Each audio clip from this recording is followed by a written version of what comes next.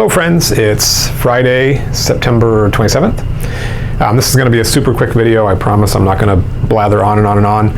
I'm preparing for my class next week. We're going to be talking about Blavatsky and the Secret Doctrine and the Theosophical Society and how her ideas about Atlantis, how they compare to Ignatius Donnelly's, and some of those threads that have continued today into today's thinking about Atlantis and lost civilizations and that sort of stuff.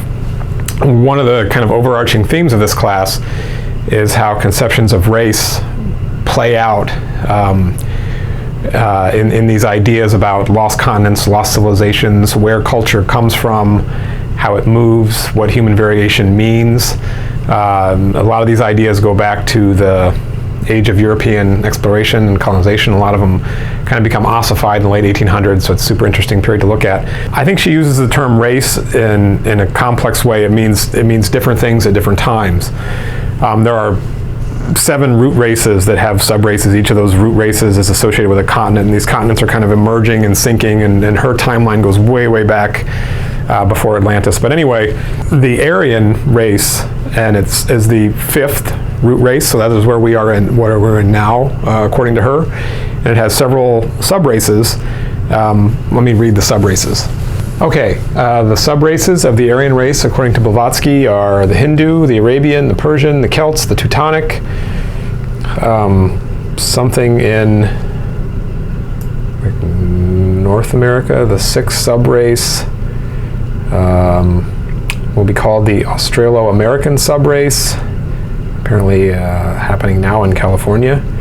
And the 7th subrace, which has not emerged yet, the survivors of the great new cataclysm that will soon destroy the Aryan root race. So when I've been reading through these lists of the root races, I thought, well, that actually leaves a lot of people out that we know about in the world today. So what does she do with those people?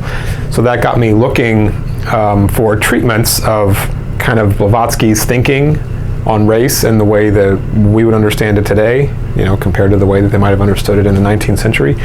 So I found this paper called The Notion of Race in Theosophy by James Santucci, a 2008 paper in the journal Novo Religio, the Journal of Alternative and Emergent Religions. Okay, sounds interesting. I haven't read the whole paper yet. I only have access to the abstract at this point, but I was piqued by the last line in the abstract. Race, as interpreted in the Secret Doctrine, is not racist in intent, and the races are seen as having one thing in common, the divine spark that ultimately makes all races the same in essence.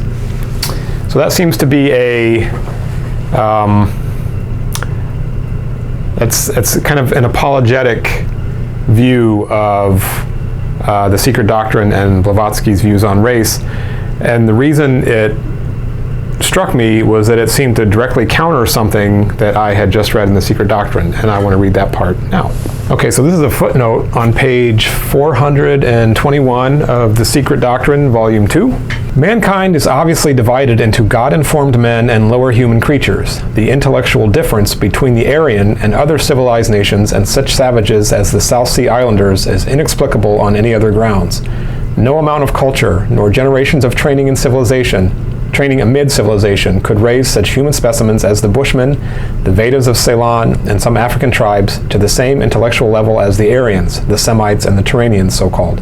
The quote-unquote sacred spark is missing in them, and it is they who are the only inferior races on the globe, now happily, owing to the wise adjustment of nature which ever works in that direction, fast dying out. Verily mankind is, quote, of one blood, unquote, but not of the same essence.